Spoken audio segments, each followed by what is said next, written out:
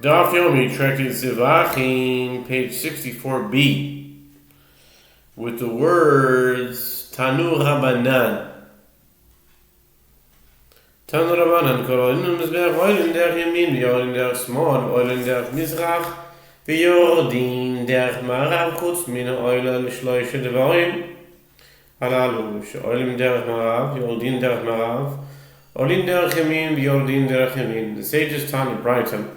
All those who ascend the ramp to the altar ascend via the right side of the ramp and descend via the left side. They ascend via the east side of the ramp and descend via the west side.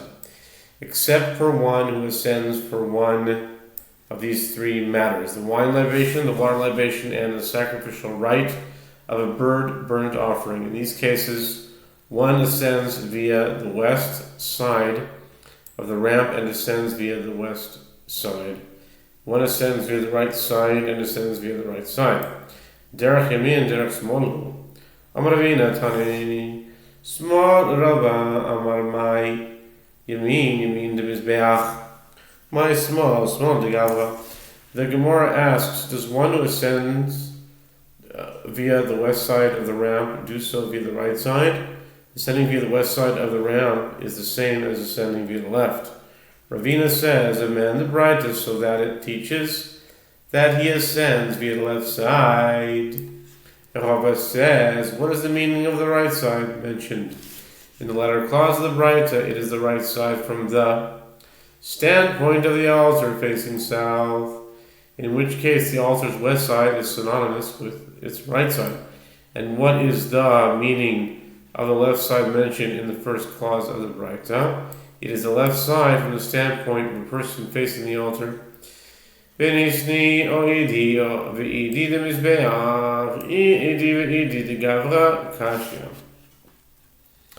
Gemara objects, but let the Braita be consistent and teach both this case and that case, meaning the first clause and latter clause from the standpoint of the altar, or let it teach both this case and that case from the standpoint of a person facing the altar. The Gemara concedes Kashi. This is difficult. New Mishnah. The Mishnah says, Chata Sa'ov Ketzad Hayane says, Ala Kevish Panas Vayboy, Bala Lekeren Dramas Mizrachis, Hayamoleket Rosha, Mimul Orpa, Ve'eno Mavdil, Umaze Midam, Al Kira Mizbeach Sheyar Yadam, Hayamit Matze Hayesod, the sacrifice of the bird sin offering, how is it performed? The priest would pinch off the bird's head by cutting opposite its nape with its thumbnail, and would not separate the bird's head from its body. And he sprinkles from its blood on the wall of the altar below the red line. The remaining blood would be squeezed out from the body of the bird on the base of the altar. The altar has only its blood, and the entire bird goes to the priests for consumption. Okay, the Gemara, the Talmud says, Tanu Rabanan, he's a midam achatos, b'guf achatos, haketzad, oches berosh u'guf, u'mazer kira mizbeach, v'lo al kira kevish, v'lo al kira echal, v'lo al kira ulam mezah, ze kira tachton. The sages taught the Braita, the verse states with regard to the bird sin offering, and he shall sprinkle of the blood of the sin offering upon the side of the altar, Leviticus 5:9. This teaches the blood is sprinkled directly from the body of the sin offering, not with the priest's finger or from a vessel. How so? The priest holds the head and the body and sprinkles his blood on the wall of the altar, and he does not sprinkle it on the wall of the ramp, and not on the wall of the sanctuary, and not on the wall of the entrance hall. And which is this wall, the altar, the blood is sprinkled on? This is the lower wall below the red line.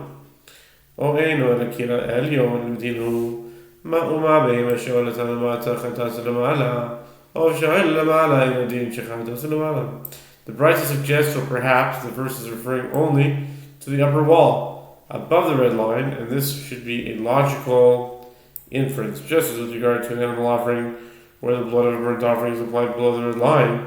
See 10b. Nevertheless, the blood of the sin offering is applied above the red line. See Leviticus 4:30.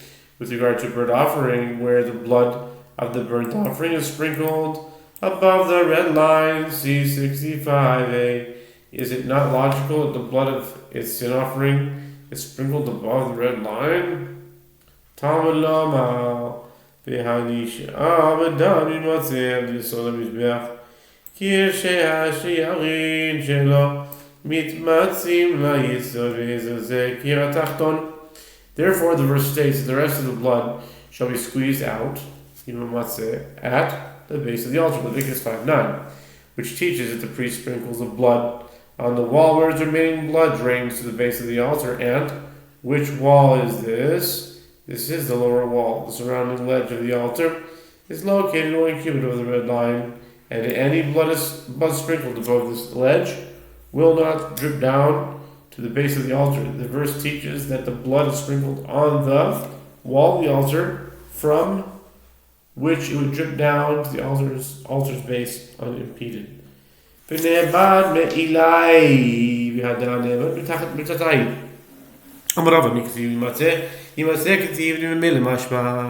Gemara suggests that the priest perform the sprinkling of the blood above, as the Braita logically deduced, and then perform the squeezing below in fulfillment of the aforementioned verse.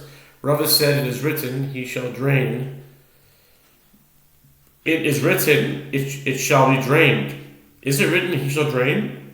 No, it's written, it shall be drained, which indicates that the blood trickles down to the base of the altar by itself. Accordingly, the blood must be sprinkled on a part of the altar wall from which it can trickle down to the base of the altar. By the way, in English Gematria, the word wall has the same numerical value as the word blood, which is 48. Very interesting. It has to fall down the wall. The blood has to come on the wall of the altar. Same numerical value. Amar Rav Zutzor Tovia, Amar Rav Keter Molkim, Chata Sarov, Oches Gaba, Vishte Etzbao, Tushte Raglaim, Vishte Etzbao, Tumoteach, Tiva, Al-Rochav Gudalo, Umolka. I think this is what was the summer of 2018. I remember reading this. I just couldn't listen to it. But now, for some reason, I'm sort of detached, or I just have a mission I have to do it. But back then, I just couldn't hear it. We're talking about the technical aspects of how they decapitate the bird. Poor thing. Rav Zutra Tovia says that Rav says, how does the priest pinch the nape of a bird's sin offering? He holds the bird by its back in the palm of his hand and holds its wings with 2 fingers, meaning the middle index fingers, and his 2 legs with his next 2 fingers, the ring finger and the pinky, leaving the head resting between his finger and his thumb, and he stretches its neck over the width of his thumb and pinches his nape with his thumbnail. Ugh. Poor thing. Why did it have to go that way? Why? He basically goes, poor thing. Alright. Was diesen Tani Zipa Milbao. Afos Gaba besteht es bei uns, steht es bei uns. Umotea Zivara Anocha steht es bei uns, Umolek. The Gemara cites a varying opinion. It was taught in the Braita that the bird is not in the priest's palm, but rather on the outside of his hand. The priest holds its wings with 2 fingers and its 2 legs with 2 fingers. Using his thumb, the priest bends its head into his palm and stretches its neck over the width of his 2 fingers and pinches its nape. And this is the most difficult sacrificial rite in the temple to perform. Yeah, wow, I'll say. Difficult to watch, difficult to do. I would say, thank God we don't do this anymore, And to say we're going to do this again, I don't know. That's my big question. There was one sacrifice once and for all, and that's it. You don't need sacrifices anymore. That's what I'd like to think. Zuhi v'sula. That's what all this is pointing to, I think, anyway. Zohi betula. Va'ika kamitza v'chavina ela ema. Zo'avayda kasha v'avayda kasha sheba migdash. The Gemara asks, this is the most difficult rite to perform and no other. But isn't there also the removal of the handful of the meal offering and the handful of incense on Yom Kippur? The Gemara answers, rather say that the pinching procedure was a difficult sacrificial rite, one of the most difficult sacrificial rites. It was one of the most difficult sacrificial rites in the Talmudic form. Okay, that's that. New Mishnah. Ola Sov Kesadasis. Lekev Juana Balo. Lekev Dramis Mitrachis. Moelek. Esroi Shamimul Opa. Umavdil. Umitza Es Damal. Kiran Mizbeach. Natalis Roish. Vihikif Beis Melika So. Lamizbeach. The sacrifice of the burnt offering, how was it performed? The priest ascended the ramp and turned to the surrounding ledge and came to the southwest corner of the altar. He would then pinch off the bird's head by cutting at its nape with his thumbnail and separate the bird's head from its body. He would squeeze out its blood on the wall of the altar. He took the head and near the place of his pinching, its nape, to the altar in order to squeeze the blood from the head. He would then absorb the remaining blood with salt and throw the head onto the fire of the altar. Ba lo naguf ve'esir et hamura'ah et hanotza ve'et bnei ha'ma'ayim v'yotzim imam. I think this is what it was. This is the one that made me not be able to listen to it. Remember, it was like Rabbi Yehuda Kessler's shir. It was the summer of 2018, 7.5 years ago. It's June, July of 7. Yeah, makes sense. And I remember I kind of stopped after this. Anyway, but now I'm on a mission, and now I got to complete the whole thing. So let's go. But then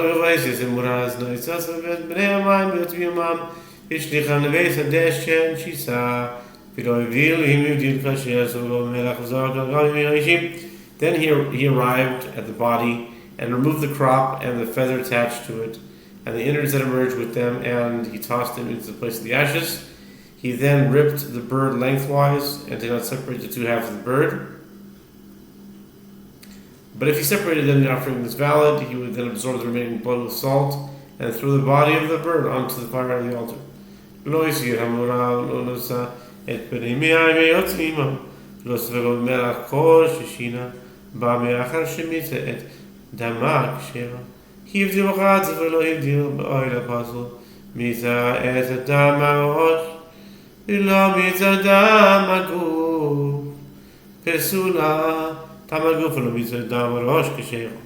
If he neither removed the crop nor the feather and the innards that emerged with them, nor absorbed the blood with salt, with regard to any detail that he changed in the sacrificial rites, after he squeezed out its blood, the offering is valid.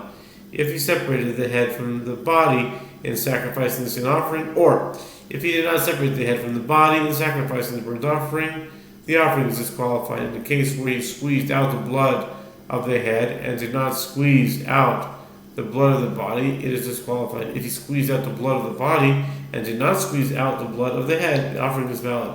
Chatas